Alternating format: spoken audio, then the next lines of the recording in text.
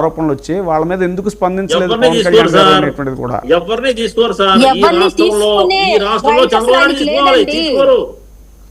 అదే TDP mark రాజకీయం. ఎవరి మీద ఏ రాష్ట్రం తీసుకోరు. పవన్ కళ్యాణ్ గారు పిలిచి ఆయన్ని విప్పు కింద చేయమన్నారు, చర్య తీసుకోలేదు. చూద్దాం, ఇప్పుడు ప్రజలే చూస్తున్నారు కదా. జాతీయ సమగ్రతలో అది భాగం కాదా మహిళల రక్షణ?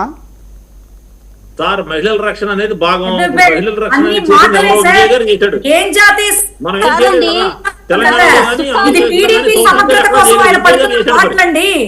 టీడీపీ సమగ్రత, టీడీపీ భవిష్యత్తు, చంద్రబాబు నాయుడు గారి భవిష్యత్తు, ఆయన ద్వారా ఆయన డిప్యూటీ సీఎం పోస్టు సేఫ్టీ. ఇదే తప్ప అసలు రాష్ట్ర ప్రజల కోసం కావచ్చు, లేకపోతే గనక మరి జనసేన కార్యకర్తల కోసం కావచ్చు, ఆయన ఆలోచించడు, అడుగు వెయ్యడు. భాగ్యలక్ష్మి గారు నిన్న కాక మనం నెగ్గాడండి విజయ్, చేయలేదా మేడం? చెప్పండి, చేయలేదా? టీంను పెట్టాడు. సుఖాలి ప్రీతి అండి, సుఖాలి ప్రీతి చావు మీద రాజకీయం చేసి డిప్యూటీ సీఎం అయ్యాడు పవన్ కళ్యాణ్. చింతమనేని ప్రభాకర్ మీద 94 కేసులు ఉన్నాయి. అచ్చోసి నాంబోతులాగా ఆంధ్ర రాష్ట్ర ప్రజల మీద, దెద్దులూరు ప్రజల మీద వదిలిన వ్యక్తి చంద్రబాబు నాయుడు. 94 కేసులు ఉన్న ఒక వ్యక్తికి సీట్ ఎలా ఇస్తారండి? ఒక ఎమ్మెల్యే సీట్ ఎలా ఇస్తారు? ఎలా ఇచ్చి ఆయన్ని ఎమ్మెల్యేగా ఆ దెద్దులూరు ప్రజల మీద వదులుతారు? అక్కడ భూ కబ్జాలు జరుగుతున్నాయి, కల్తీ మద్యం జరుగుతుంది, మద్యం బెల్ట్ షాపులు ఏరులై పారుతున్నాయి. అక్కడ ఒక అలాంటి వాళ్ళే కావాలమ్మా, వాళ్ళకి అలాంటి వాళ్ళే కావాలి. నిజాయితీగా ఉన్న వాళ్ళు అక్కర్లేదమ్మా. మురళి గారు తాజాగా తిరుపతి సమావేశంలో, తిరుపతి సభలో పవన్ కళ్యాణ్ గారు అసలు టోటల్గా చాలా డిఫరెంట్గా ప్రసంగించారు. ఎక్కడా కూడా వైసీపీ మీద ఏమాత్రం పల్లెత్తు మాట లేదు అనేటువంటి ఒక చర్చ జరుగుతుంది. దీన్ని మీరు ఎలా చూస్తారు? ఏమోనండి, మా పార్టీ నాయకుడు ఏమన్నా మారతాడేమో, మా పార్టీలో కూడా మార్పు వస్తుందేమో, చంద్రబాబు నాయుడు గారికి వ్యతిరేకంగా ఆయన ఏమైనా స్టెప్ తీసుకుంటాడేమోనని మేము కూడా ఆశిస్తున్నాం. మేడం పుణ్యశీల గారు మేము కూడా ఆశిస్తున్నామండి. ఓకే అండి, పుణ్యశీల గారు తిరుపతి సభలో మిమ్మల్ని పల్లెత్తు మాట లేదు. చాలా ఆశగా, చాలా ఇదిగా, ఎందుకంటే పవన్ కళ్యాణ్ గారిలో ఒక నీతిని, ఒక నిజాయితీని, ఒక నిబద్ధతని చాలా కోరుకుంటున్నారు. రాష్ట్ర ప్రజల ఇదిలో మరి ఆయన్ని ఒక మంచి పొజిషన్ లో చూడాలి, వాళ్ళ ద్వారా వీళ్ళ భవిష్యత్తు బాగుండాలి అని ఆయన ఆశిస్తున్నారు. కానీ నిజంగా పవన్ కళ్యాణ్ గారి ఇంటెన్షన్ అయితే మాత్రం అది కాదు సార్.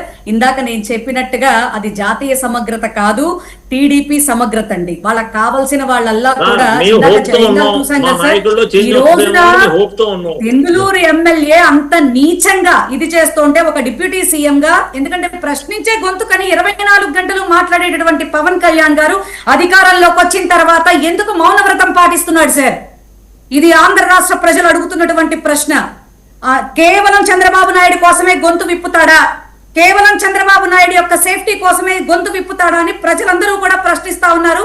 అది తాళలేక జనసేనలో ఎంతో మంది, మురళీకృష్ణ గారు లాంటి వాళ్ళు కావచ్చు, బొలిశెట్టి గారు లాంటి వాళ్ళు కావచ్చు, రజనీ గారు లాంటి వాళ్ళు కావచ్చు, లలితశ్రీ గారు లాంటి వాళ్ళు కావచ్చు, ఈ రోజున నిన్నగాక ముందు ఇంకొక ఆమె తిరుపతి నుంచి కూడా ఎవరో, నేను నిఖార్సైన కాపు బిడ్డని, నేనైతే టీడీపీ వాళ్ళ కింద ఊడిగని చెయ్యను, రాజ్యసభ సీటు నువ్వు ఎలా వాళ్ళ లింగమనేది అప్పచెప్తావు, నువ్వు జనసేనలో అంతకు మించిన నాయకులు లేరా అని ఆమె ప్రశ్నించింది.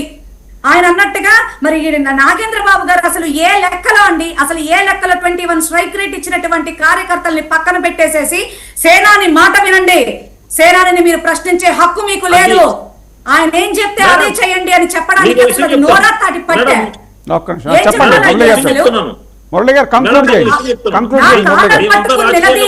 చెప్పినటువంటి వ్యక్తి ఈ రోజుకి కూడా మరి నేను చెప్పేదే వేదం అని మాట్లాడుతుంది కరెక్ట్ కాదు సార్. ఇది జాతీయ సమగ్రత కాదు, టీడీపీ సమగ్రత. నేను ఒక విషయం చెప్తున్నాను మేడం, మేమంతా రాజకీయాల్లోకి వచ్చామండి, మాకు రాజకీయాలు కొత్త కాదు, మేము రాజకీయ కుటుంబం నుంచి వచ్చామండి, మేము కరడగట్టిన కాంగ్రెస్ వాదుల కుటుంబం నుంచి వచ్చాం మేడం. అయితే మేము టీడీపీకి అగర్భ శత్రువులు, మేము టీడీపీకి అగర్భ శత్రువులు. ఏ రోజున మేము టీడీపీకి చేయలేదు, మా ఫ్యామిలీ యాంటీ టీడీపీ. కానీ పవన్ కళ్యాణ్ గారి గురించి ఆయన మా ఆకాంక్షను నెరవేరుస్తాడనే ఒకే ఒక ఆశతో మేము 2019 నుంచి 24 వరకు వైసీపీతో పోరాడి, 24లో టీడీపీతో పోరాడి, టీడీపీని కలుపుకుని ఈ రోజు జనసేన విజయానికి దోహదం చేశాం మేడం. పరిస్థితులు చూస్తుంటే మా పరిస్థితి విజంక్షన్ లో ఉన్నాం మేము. మా పరిస్థితి ఆ దేవుడికే తెలియాలి. నేను భాగ్యలక్ష్మి గారు, మీ టీవీ ఓకే ద్వారా- మురళి గారు, భాగ్యలక్ష్మి గారు చెప్పండి. ఫైనల్ కంక్లూజన్ మేడం ఓకే, చెప్పండి మేడం కంక్లూజన్. పూర్తిగా పవన్ కళ్యాణ్ అన్న వ్యక్తి రాజకీయాలకు అసలు పనికిరారండి. ఆయన స్క్రిప్ట్ చదివే వ్యక్తిగా, లేకపోతే ఎవరైనా స్క్రిప్ట్ రాసిస్తే దాన్ని యాక్షన్ చేసే వ్యక్తిగా మాత్రమే ఆయన పనికొస్తారు. ఎందుకంటే మొన్న రాజ్యసభలో చూసాము ఏ రకంగా సీటును దారాదత్తం చేశారో.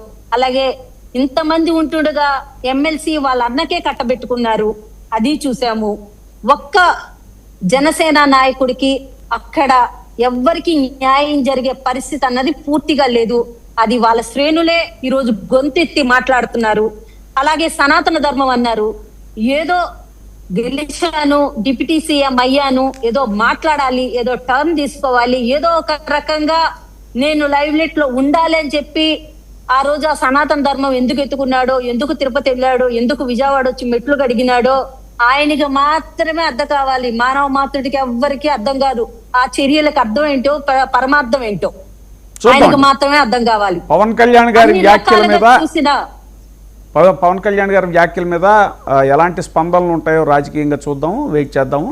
థ్యాంక్ యూ వెరీ మచ్ చర్చలో పాల్గొన్నందుకు. చెప్పండి ఫైనల్ వర్డ్. జన సైనికులు విజ్ఞప్తి చేస్తున్నానండి మేడం గారు, మీ ద్వారా జన సైనికులు విజ్ఞప్తి చేస్తున్నాను. జనసేనను నమ్ముకుని నష్టపోవద్దు, ఉన్నాస్తులు అమ్ముకుని రోడ్డు మీద పడొద్దు. Thank you very much sir. Thank you very much Murali గారు. చాలా జాగ్రత్తగా స్టెప్ తీసుకోండి please. Thank you very much Murali గారు, పుణ్యశ్రీ గారు థ్యాంక్ యూ వెరీ మచ్ అండి, భాగ్యలక్ష్మి గారు థ్యాంక్ యూ వెరీ మచ్ అండి. చూస్తున్నామండి 99 టీవీ.